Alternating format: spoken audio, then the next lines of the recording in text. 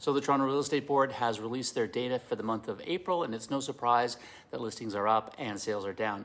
But I'm here to provide you with some big picture information from a broker's position. If you don't know me, my name is Mark McLean. I'm the broker of record at Kick Realty here in Ontario. I was president of the Toronto Real Estate Board in 2015, 2016, and I was a director at AREA after that. So let's dive into the factors that are weighing down the market right now. Let's start with interest rates. Yes, they are down a fair bit, but not to the levels they were during the pandemic. Now, there may be some people out there who are holding off purchases until those rates return, but let's be honest, we aren't likely to see those rates anytime soon. So a few things have to change to overcome this obstacle. Either prices have to fall or people need to make a lot more money. Moving on to tariffs, I mean, this will continue to dominate discussions on the world stage for the foreseeable future. And as we saw yesterday, our Prime Minister was in Washington yesterday to meet with Trump, not to solve the trade war, but at least to bring some sense into the White House and open the doors for a reasonable discussion. But until a trade agreement is really underway, there will be continued anxiety amongst buyers and sellers, especially in busy urban centers and manufacturing hubs across the province.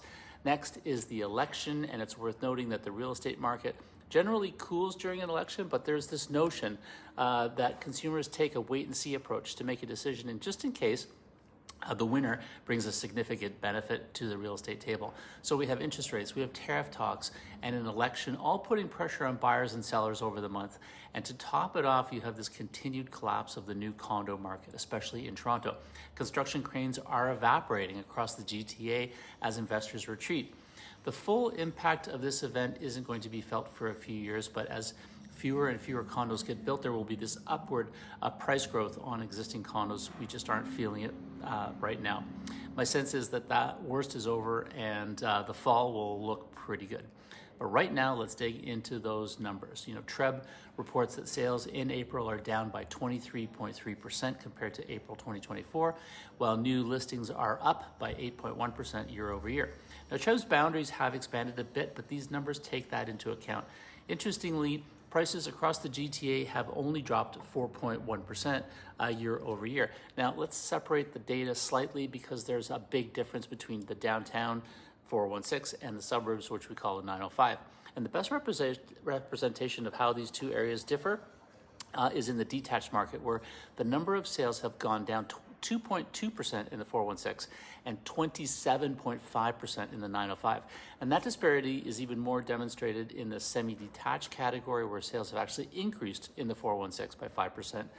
5.5%, and decreased in the 905 by nearly 20%. You know, price declines are marginal in these categories, but clearly the data shows that being in the 416 right now limits your liabilities. In the condo market, which has really been dominated by investors over the last 10 years or so, the story is very similar. Between the 416 and the 905, where sales are down in the 30% range and prices taking a slightly larger hit in the 416, down 7.3% compared to the 905 being down 6.1%. So roughly a 1% difference to the benefit of the 905. I feel like pressures on rents in both areas are playing a role in these changes.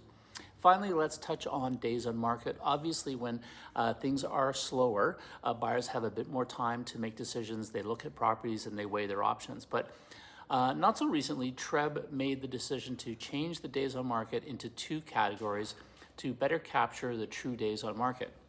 So there's the LDOM, which is the number of days a specific listing is on the market before being sold, and arguably a better measure being the PDOM, which considers the total time a property has been on the market regardless of how many times it's been listed. Anyway, I hope you find this interesting. Please like and follow and let me know if you have any questions.